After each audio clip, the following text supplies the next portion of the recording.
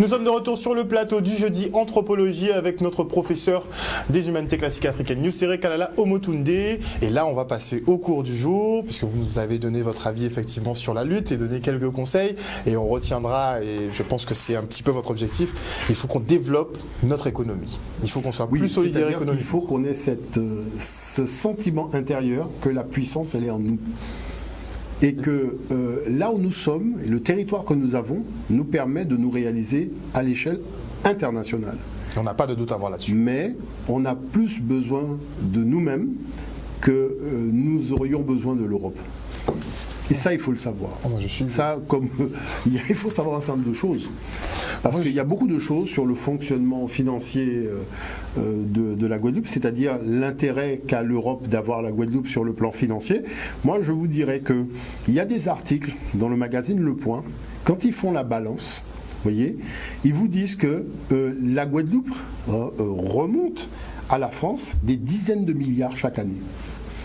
Alors tout le monde parle de pauvreté. Moi, vous savez, je vais vous dire une chose. J'avais comme client les patrons des grands magazines financiers, Capital, Challenge, Le Revenu Français, qui partent en vrille, et beaucoup d'autres. Moi, j'ai travaillé dans la presse. J'étais conseil auprès des grands titres de presse. Beaucoup de hauts responsables étaient des amis quand ils me parlaient de l'économie d'ici, mais ils m'expliquaient les choses qu'ils savaient. Donc c'est pour ça qu'il y a un double jeu de jambes entre ce qu'on fait croire et la réalité. Donc là, il faut faire très attention. Il est temps de se réveiller, donc j'invite faut faire très attention sur ces choses. Les chefs d'entreprise, je vous invite effectivement à vous diriger vers Anija. Il y a beaucoup de conseils. C'est-à-dire qu'il faut prendre le temps de la discussion et surtout apprendre à voir les choses différemment. Moi, ma profession au départ, c'est vraiment conseil en développement stratégique. Et je vois qu'ici, on a tellement d'habitudes ancrées, il ne faut pas que ça devienne comme une espèce de colle qui nous empêche d'avancer. Il faut quand même être avant-gardiste dans la façon de voir les choses. Et ça, c'est important. Merci, professeur, pour cette partie. On en vient au cours donc, du jeudi anthropologie sur la lumière. Oui, voilà, sur la lumière. C'est-à-dire que je voulais prendre comme exemple le discours historiographique sur la lumière pour montrer comment, finalement, beaucoup de documents qui concernent l'Afrique sont mis de côté. Et ils sont mis de côté ou quand ils sont traités dans les présentations, c'est traité de façon, je dirais, un peu péjorative. On ne prend pas vraiment la chose au sérieux. Et l'ensemble de la documentation n'est pas traité dans les rencontres grand public, que ce soit au niveau du CNRS, qu'au niveau de certains grands instituts, à Saclay et autres. On se rend compte qu'il y a beaucoup de choses qui ne sont pas dites, parce qu'on veut grandir le prestige de l'Europe en cachant un certain nombre de sources. Or, il faut savoir que quand on fait de la recherche, et ça je le dis pour avoir côtoyé des chercheurs, même des grandes universités américaines et compagnie, on s'intéresse à tout. C'est-à-dire tout ce qui touche l'univers de sa quête intéresse le chercheur d'une façon générale dans tous les domaines. Et c'est pour cette raison que, comme il dispose de budget, il a la possibilité, puisque alors j'ai vu que certains budgets dans des départements de sciences de certaines universités sont colossaux, c'est plusieurs millions, donc ils ont la possibilité de se déplacer, de se rendre sur place et de pouvoir même séjourner dans certains pays pour rencontrer des spécialistes. Alors je voulais prendre l'exemple, on va voir le premier document de M. Aspect, qui a fait une conférence sur la lumière. Et quand il parle de l'objet qui concerne, donc de la stèle qui concerne l'Égypte, c'est très étrange de voir que, en fait, à son niveau de compétences et de connaissances, qu'il en parle avec cette désinvolture. C'est-à-dire, on sent là quelque chose qui n'est pas clair. Et c'est valable pour les mathématiques, comme pour la physique, comme pour beaucoup de choses. Pour toutes les matières, voilà, pour la chimie, l'astronomie et compagnie. Donc, prenons le temps de regarder ce premier document parce qu'il est quand même intéressant. On roule. Ce soir, nous avons le plaisir donc, de recevoir Alain Aspect. Alain Aspect est physicien, il est professeur à l'Institut d'optique et à l'École polytechnique, directeur de recherche émérite au CNRS. C'est un grand spécialiste de physique quantique et de physique atomique. Il a travaillé sur les expériences portant sur le paradoxe EPR et sur le phénomène d'intrication. Donc nous sommes très heureux et honorés de le recevoir ce soir. Donc je vous en prie. Je vais vous parler de la dualité onde-particule pour un photon unique et avec deux personnages qui vont encadrer, je dirais, l'histoire. Einstein, ça va commencer en 1905, et Wheeler, eh ben, c'est des expériences qui ont été réalisées récemment, mais sur des idées que John Archibald Wheeler avait émises dans les années 1980. Et j'aime beaucoup cette stèle égyptienne dans laquelle on voit le soleil émettre des rayons lumineux qui en fait transportent des fleurs multicolores qui donc sont observées par la dame, je ne me rappelle plus son nom là. Et vous voyez, on ne peut pas s'empêcher de penser au modèle de Newton de la lumière formé de particules multicolores. C'est assez amusant. Au Moyen-Âge, eh ben, ce sont des empiriques ou des empiristes. Finalement, ils ne discutent pas tellement sur qu'est-ce que la lumière. Par contre, ils font quelque chose qui est quand même assez extraordinaire. Ils inventent la lentille. Et puis, en mettant les lentilles les unes derrière les autres, eh ben, il y a des gens assez géniaux qui arrivent à inventer le microscope pour voir l'infiniment petit, la lunette astronomique qui permettra à Galilée de faire les découvertes des satellites de Jupiter. Donc, on a tendance à sous-estimer le Moyen-Âge. Je pense que leur contribution est tout à fait extraordinaire, même si elle n'est pas conceptuelle. Et vraiment, le grand révolutionnaire du début du XXe siècle, c'est bien sûr Einstein, qui en 1905 va faire l'hypothèse que la lumière est faite de quanta, Lichtquanten en allemand, des quanta de lumière, c'est-à-dire des grains d'énergie élémentaire. Alors cette énergie du grain, de chaque grain élémentaire, qu'on appellera photon plus tard, c'est un chimiste qui s'appelle Lewis qui nommera ces grains de lumière des photons en 1926. Einstein dit, si les échanges se font par quanta, c'est que la lumière elle-même est formée de quanta.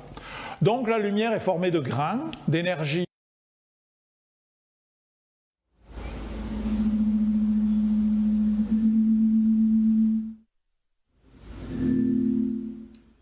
Alors il commence bien.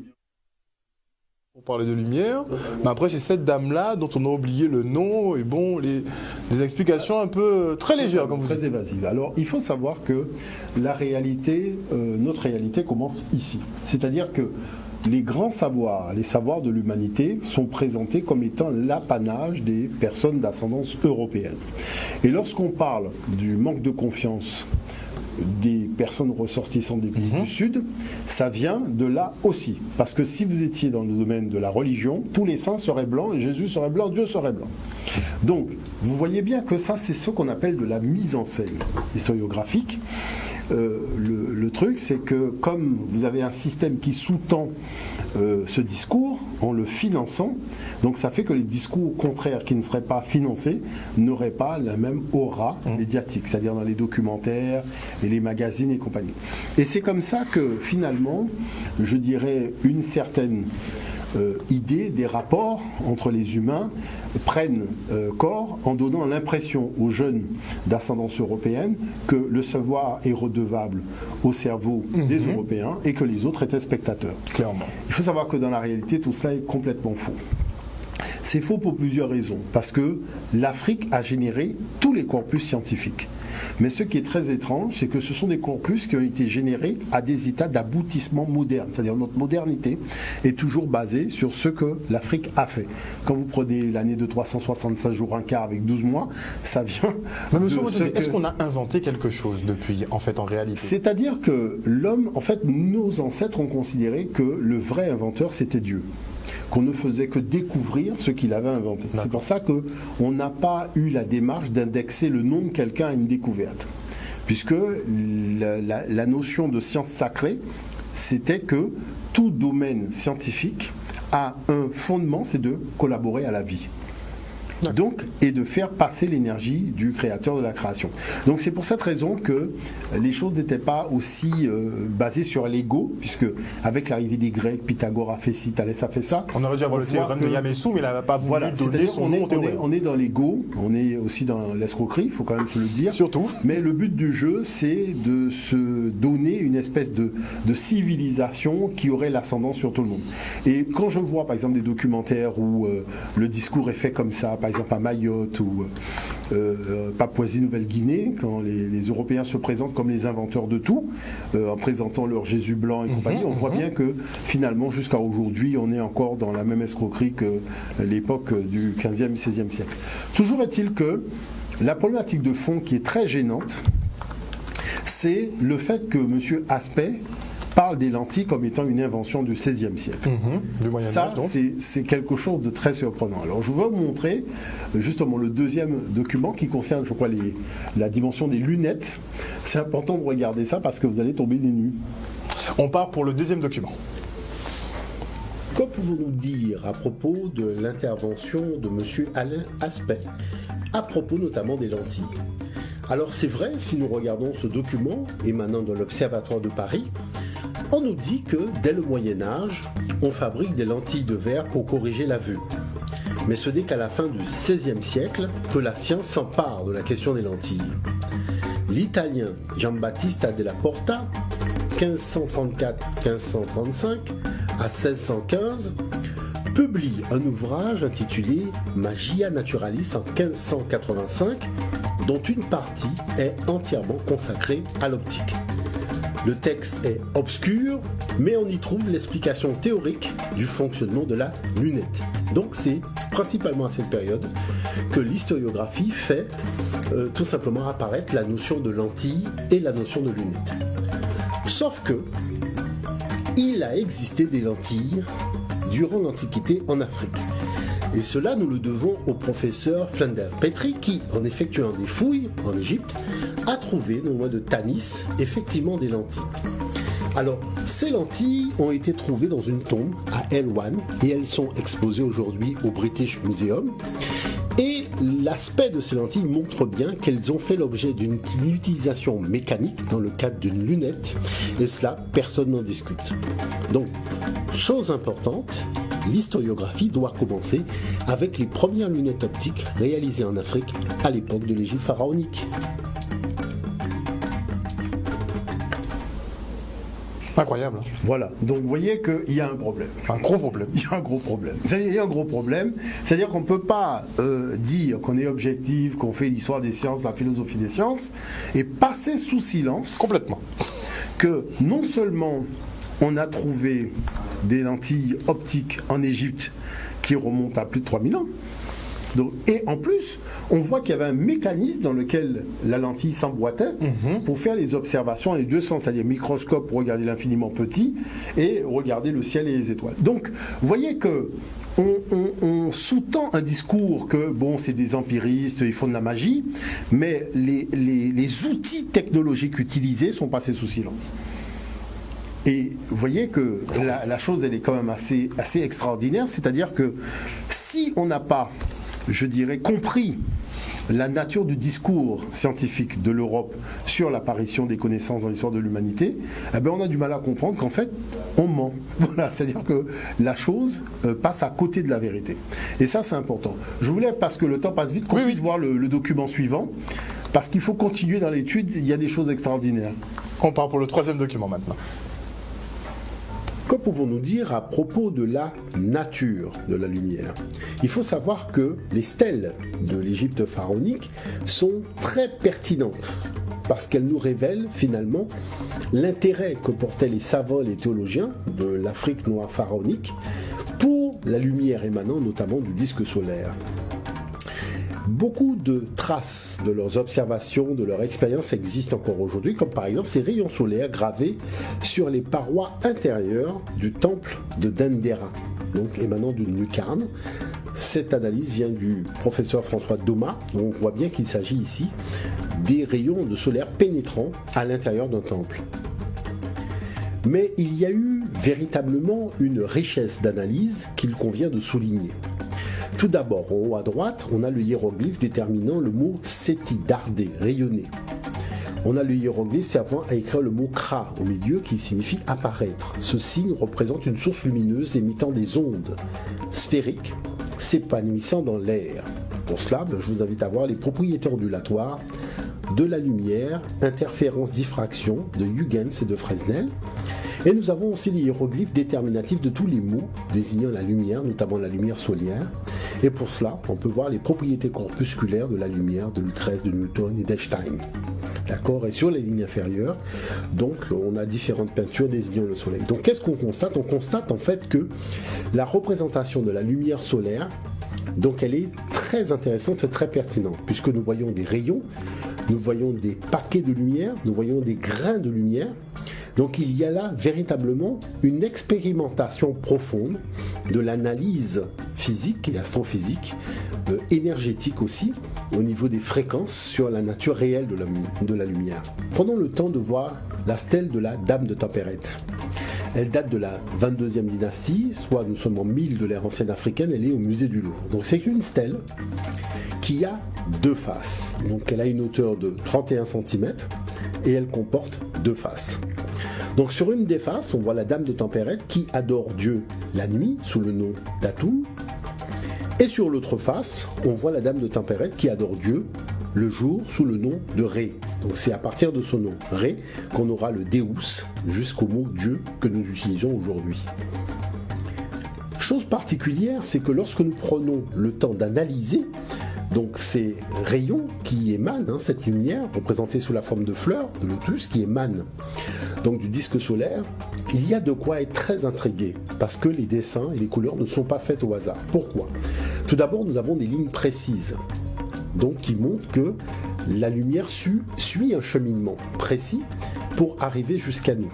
Donc on peut évaluer la notion de temps et de distance, ce qu'ils ont fait. Mais ici, il faut noter que si nous prenons les lotus foncés, si nous regardons bien comment ils ont été disposés, eh bien on se rend bien compte qu'ils sont présentés par séquences. Ce sont des séquences de paquets de lumière qui sont représentés ici. Et la chose, c'est qu'il suffit tout simplement de corréler cela avec ce que nous savons aujourd'hui de la lumière. Dans le cours en ligne de Madame Couder, aujourd'hui nous allons parler du photon. Bien, quand on est en train de prendre le soleil comme ça, on a l'impression que le soleil nous éclaire en continu, c'est-à-dire qu'on reçoit tout le temps du rayonnement sur notre corps. Eh bien en fait, ce n'est pas le cas. Sur notre corps, on reçoit de l'énergie, mais pas en continu. Des fois, il y en a, des fois, il n'y en a pas, et elle arrive par paquet. En fait, on passe systématiquement du noir au soleil, beaucoup de fois par seconde. Mais comment ça se fait qu'on ne s'en rend pas compte? Parce que quand on est allongé comme ça, on a l'impression que c'est en continu le soleil. On ne s'en rend pas compte parce qu'il faut faire un changement d'échelle. Rappelez-vous ce qu'on a dit sur la quantification de l'énergie. Par exemple, sur le sable, on a l'impression que c'est quelque chose de continu. Et quand on zoome, on voit qu'en fait, c'est discret. Il y a des grains de sable. Et donc ça, on le voit en faisant un changement d'échelle. Très intéressant. Donc on ne reçoit pas la lumière en continu. Voilà, donc c'est-à-dire que, c'est pour ça que je dis, il y a quand même quelque chose de très étrange pour quelqu'un qui s'intéresse à la lumière. Donc ils parlaient d'intermittence déjà. Et quand on regarde les séquences et les couleurs et l'alignement, on voit bien qu'il y a eu une réflexion bien précise qui explique en fait un fondement. C'est comme ça que nos ancêtres y sont. C'est-à-dire nos ancêtres, c'est des gens vraiment, ils sont très particuliers. Vous connaissez rien, vous verrez un dessin. Si vous commencez à vous intéresser à la science, vous allez analyser le dessin de façon différente parce que le dessin répond à des lois. Et vous allez voir qu'il y a beaucoup de lois cachées en fait dans le dessin. En fait, c'est un dessin scientifique qui illustrait un discours scientifique. Et qu'à partir du moment où on sait que la lumière n'arrive pas en ligne droite, mais vient par séquence, donc il y a des quantas de lumière, vous voyez, donc c'est pour cette raison que on se retrouve avec ces fleurs de lotus séquencées par couleur. Donc c'est pas un hasard, mais il faut connaître en fait la nature réelle de la lumière. Donc il y a de quoi se poser la question, c'est-à-dire se dire, mais manifestement ils avaient ces notions-là. Maintenant il y a, je ne sais pas si on a le temps pour un dernier document, qui dure pas longtemps, juste 2 minutes. On peut y aller rapidement? Rapide. Et on conclut après. Voilà, si on peut voir le dernier document, parce qu'il est important. Alors, poursuivons notre analyse, parce qu'en fait, il y aurait beaucoup de choses à dire sur l'histoire de la lumière, des grains et des photons dans l'Afrique noire de la période pharaonique. Pourquoi? Nous avons ici un sarcophage, qui est le sarcophage du prêtre Djedor. Djedor, nous sommes en 390 de l'ère ancienne africaine. Et qu'est-ce que nous constatons sur ce sarcophage, visible au musée du Louvre? Eh bien, la lumière qui émane du soleil, elle est représentée sous la forme de grains. Et que nous disent les spécialistes, tels que Serge Chamouron par exemple? Il nous dit que pour les Égyptiens, la lumière est une pluie de particules lumineuses, soit de photons, comparable à la fine poussière qui sort d'un tamis, dont le nom en égyptien ancien est Necker. Donc, sur plusieurs documents, des papyrus notamment, nous avons véritablement une représentation de la lumière sous la forme de grains. Et si nous prenons le temps d'analyser véritablement la légende, donc l'analyse qui est faite, nous nous rendons compte que nous avons ici un véritable corpus de recherche sur la nature profonde de la lumière. Ici, ce papyrus date de 1070 de l'ère ancienne africaine. Il s'agit de celui d'un scribe comptable du grenier d'Amon, qui est Nespa Kachouti. Et que nous dit la légende? Elle nous dit que Khépri, qui est ici debout, sous la forme de visage en scarabée ailé, symbolise ici l'aube, soit l'élévation de l'énergie solaire du Créateur à l'horizon oriental du ciel. En dessous, dans Hyménète, deux divinités l'accompagnent, tandis qu'Isis et Nephthys, soit Seta et Naphisatou, versent des millions de photons, à savoir des particules de lumière, sur l'orbite de l'astre solaire. À l'intérieur du cercle, des bêcheurs de masse cosmique tiennent des houmères dans les mains. Donc on voit ici que lorsqu'on parle du discours historiographique de l'étude de la lumière, beaucoup de choses relatives à l'Afrique ne sont pas dites. Donc ils voyaient déjà la lumière comme elle était. Voilà. Manifestement, je dirais qu'il y a deux constats que nous pouvons faire. On ne peut pas se fier au discours historiographique occidental sur l'histoire des sciences, puisque en fait le but du jeu c'est de se ramener tout à soi, alors que les chercheurs, les Newton et les Einstein, ont étudié les matériaux égyptiens, et les matériaux indiens et autres, pour pouvoir se formaliser, je dirais formaliser leur corpus de documentation, pour pouvoir commencer à conceptualiser leur théorie. Mais ça on ne le dit pas. Voyez, donc tout ça pour dire que je pense que cette espèce de complexe qu'on aurait devant le discours scientifico-historique qui nous est présenté dans les universités ou qui nous est présenté dans le documentaire, il faut le prendre avec des pincettes parce qu'on ne nous dit pas tout. Voilà. Très clairement, mais en tout cas vous êtes là pour nous éclairer puisque toute chose a une explication finale de compte, mais il faut juste savoir et avoir fait des recherches. Vous savez que lorsque vous faites de la recherche, vous voyez comment les anciens représentaient la lumière, ça vous donne une piste de réflexion. Clairement. Ce qui est évident. Et on vous parle de Newton qui a vu que c'était des grains de lumière, on vous parle d'Einstein, on vous parle de Planck, alors que vous avez tous les matériaux de Newton, d'Einstein, même la notion d'onde, de lumière, on a tout ça dans l'Égypte pharaonique. Mais on sait qu'on a une civilisation qui était particulièrement développée, qui était même plus développée que la nôtre, et c'est vrai qu'on se demande, mais comment ils connaissaient la position des étoiles, la position des planètes, alors qu'ils n'allaient pas dans l'espace. On nous cachait tellement de choses en fait, qu'on savait même pas qu'ils ont créé effectivement le télescope et qu'ils pouvaient observer les étoiles. Et donc on vous savez, cette affaire-là, elle est arrivée il y a très longtemps, très rapidement. Ce sont les météorites, quand elles tombaient dans le désert, ça tournoyait dans le sable. Et quand les gens qui avaient repéré l'impact se dirigeaient le lendemain, ils avaient des espèces de gros éclats de verre. Et quand ils regardaient, ils voyaient bien qu'il y avait un effet ça déformait. Et donc, comme ils avaient le secret du polissage, ils ont commencé à polir ces objets. Et après, ils ont compris que le sable, quand il est brûlé, ça devient du verre. Et c'est comme ça que vous avez jusqu'à aujourd'hui une tradition en Égypte pour faire le verre et au Soudan. Parce que vous nous l'avez dit, la science, ça découle d'observation. Il n'y a pas d'observation préalable. C'est pour ça que je dis qu'on ne peut pas exclure les apports scientifiques africains du discours de l'apparition de notre modernité. Ce n'est pas possible. Et vous êtes là pour ça, de toute façon. Totalement. D'équilibrer la balance. Merci encore, professeur, pour ce jeudi anthropologie. Semaine prochaine, on vous a avec nous? Oui, je pense que Nsakou devrait être avec nous parce qu'on a encore un dossier.